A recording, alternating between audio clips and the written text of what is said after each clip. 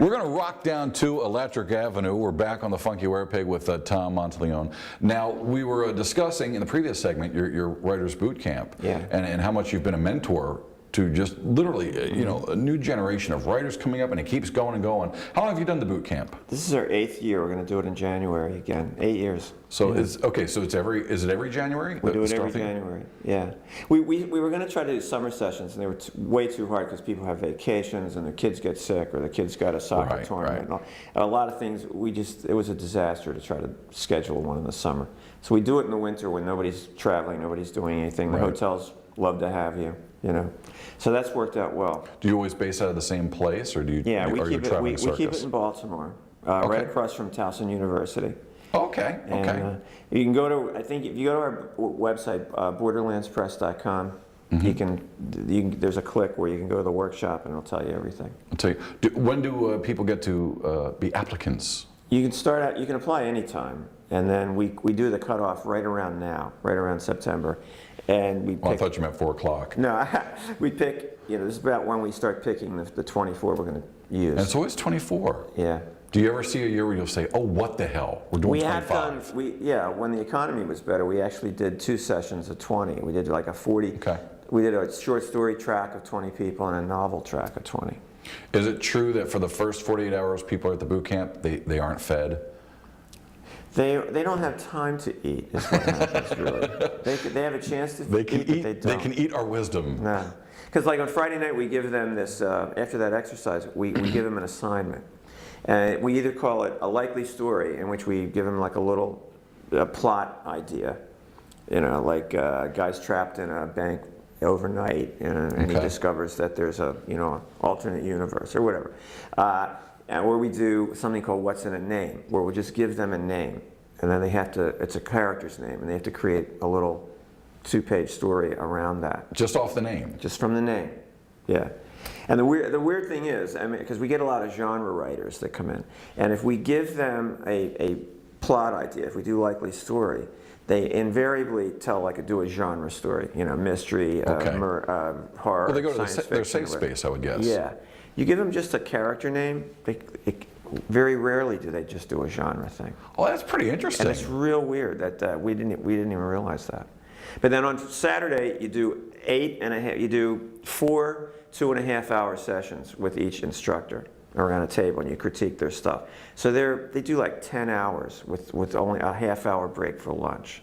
Wow. By the time they're done, you know, it's like they've been beat with a rubber hose, you know, when they break for dinner. Did you learn this kind of innovative discipline, so to speak, from your background with the Jesuits? Well, the Jesuits were an interesting bunch. I went to a Jesuit high school, and it was we had to take 4 years of Latin. We took all the sciences, of course, you know, chemistry, physics, bio, you know, everything. We took a year of Greek, 2 years of French or German, right? All the other, English, history, of course, all that stuff. But the cool thing was, everybody that graduated from that school, you had to try out and make at least one sports team. Oh, really? Okay. Yeah. You had to participate in one dramatic production. Okay. In some way, either on stage or behind the stage. And you had to take a class called elocution. Elocution. Elocution. That's Nobody how you even get knows extra what the hair hell off your that body. Right? It's the nair. Nobody, I mean, who does that anymore? You know? I did once, and I got caught, and I said, I will not do this again. So what elocution? Well, it's the art of speaking, really. Which I just mastered. Yeah. And I'm telling you, it was an amazing classical education. You learned a lot of stuff. There were no shop classes, no typing classes, Gotcha. None of that stuff. Well, I mean, that's one of the things you're known for is just being an incredible reader, because as writers, you get up there, you do workshops, you got to hawk your wares, so to speak. You get up there, and you've always been one of the most entertaining readers, and people come literally to study you to see how you do it. Because this is how you deliver books and sell books and get your work out there. And you learned this from the Jesuits. I learned it from the Jesuits, and also another writer, Harlan Ellison. He actually taught me a lot about reading. Harlan Ellison taught you that? Yeah. He taught me how to read in a convention venue. Exactly.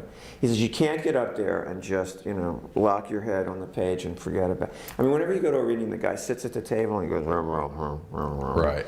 It's like, If you're going to do that, at least have like a no pants rule. Just stand up there so at least you're attracting their attention somehow. Go up with no pants. Exactly. And then you can mumble. So one of the coolest things. I like to perform the story. I like to make them feel like they're participating in the story. Oh, you do. It's well, literally, you make it like a play production. I mean, you engage the audience. You turn them into characters. And you read one the other day where you doing it was a love letter back and forth, and you were looking right at the woman's eyes and wooing her with whatever the guy wrote. So it's now one of the coolest things you told me about the Jesuits. We were rapping about this before. You said they taught you the rule. Always ask the next question. That's right. That's right. What does that mean? Because did you notice what I just did there? Huh? I asked the next question. You did indeed.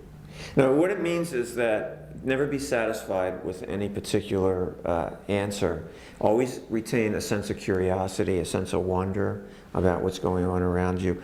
Never, always ask what follows the truth or the non-truth that you just were exposed to. Don't be satisfied. Always take it one more step so that you feel like you've got a good handle on the world, really, or your reality. It's a really cool philosophy to follow, really. Do you still use it? Do you still find yourself falling into that where you keep it going? Yeah, oh yeah, it pisses my wife off, but what do you mean by that, honey? We're done. Yeah. So now all this leads up to one of your master creations that has literally changed the course of human history, The Idiot's Guide to Writing a Novel. Writing a novel. Yes. So even if you're an idiot, if you get this book, you could possibly write a novel. Well, the thing is, I get a lot of reviews on Amazon from it. People either love it or they hate it. I get 5-star reviews or I get 1-star reviews. Because I wrote it with a sense of humor. I wrote it it's kind of like you and me sitting on the front steps, and I said, come on, Greg, let's talk about writing. And that's how I wrote the whole book. Okay. It's very conversational. It's really informal. A lot of anecdotal stuff. Every time I try to make a point about what narrative or fiction is, I try to back it up with something that happened to me. And a lot of things, I don't know why, a lot of things that have happened to me are funny and fucked up and, that kind of stuff. So it's like, I tried to use that in the book. Some people hated it. Really? That would get you a 1-star rating? That doesn't make any sense. Some people would say, he didn't treat the material with the respect it should have. Oh, okay. All right. Or one woman said, he said, if you should only write 3 pages a day and aspire to be on the bestseller list, who would want to do that? How about most of you? Right? Well, here's the thing, though, and this is where people don't think things through. You kind of hang yourself up to dry, because the moment you buy a book called The Idiot's Guide to anything, you're pretty much saying, I need help. Or you're an idiot. Yeah. So why complain? Didn't you buy the book? We're going to break real quick for another commercial, and when we come back, it's going to be a very tearful, emotional, I might even get up and hug you. I'm not going to lie. I would never lie to you. I mean that. So we'll be right back after this. If you're a serious writer and want to make a quantum leap in your career, then attending the Borderlands Press Boot Camp is a must. A full weekend of instruction from award-winning professionals. Go to www.borderlandspress.com for all the details. That was one hell of a bathroom break, but I'm glad you guys got it all out of your system. Tom, we're wrapping up this show, and I really mean it. I would interview you every week, if possible.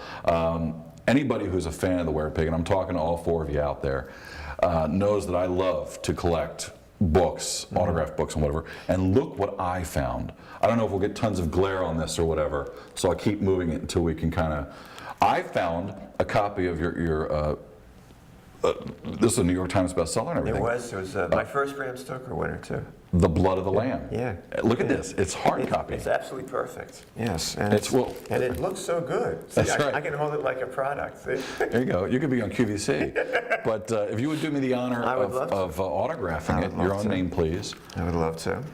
And also, if I may be so bold, you've given so much to writers. You've really made our experience is easier because you've broken a lot of things open for us. Yeah. So you made the mistakes, we don't have to. And you've always been a great inspiration to me, and really, I've read the things you've written, dialogue, commentary, and things like that. And I would like to present you, if it's okay. Oh, yeah. I wrote my first novel this year, and it's called At the End of Church Street. Yes. And I would, after all the joy you've given me, I would like to present you with my novel. Why, thank you, Greg. Cool. Right. And I would like you to present me with, it's $15. It's on the. How about 10? Could we do 20? I need gas. I gotta get gas money too, man. So whatever we can do, but. You drive a hard bargain, Greg. Cool. We can clear I that think up we can after the do show, it. right? I think we can do that. Yeah, Jessica, don't let him out of here before he coughs up the money. I know him. He'll go through a window if he has to. So, Tom, thanks so much for being on the show. Absolutely. And we got a whole bunch of Ravens stuff to talk about too. We could have filled up a whole bunch of episodes just on the Ravens. You like them? I absolutely love my Ravens. Yes. Me too, man. Me too. So, you know who hates that? Redskin fans. Oh, I know. And Steeler fans are not too happy about it either. Well, they cheat. Yeah, I said it on camera. So, thank you once again, ladies and gentlemen, for tuning into the Funky Werepig. Thank you, Tom. It's always a pleasure. Great. And if there's enough money in the budget, I say we take the guy to lunch. You like Burger King? Cool. I do like. I take the bun off, but it's okay. Yeah. Okay, that's just like Tom to take the buns off. Yeah. So, we'll see you guys next time on the Funky Werepig. You can find all things Thomas Monteleone and keep up with his latest projects at www.borderlandspress.com.